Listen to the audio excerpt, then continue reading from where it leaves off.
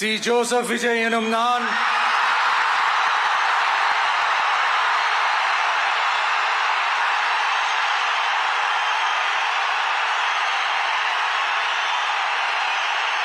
சட்டப்படி அமைக்கப்பெற்ற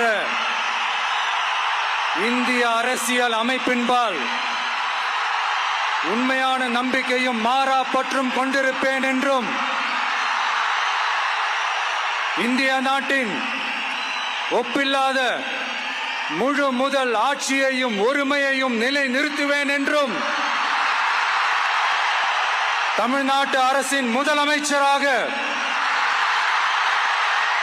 உண்மையாகவும் உளச்சான்றின்படியும் என் கடமைகளை நிறைவேற்றுவேன் என்றும்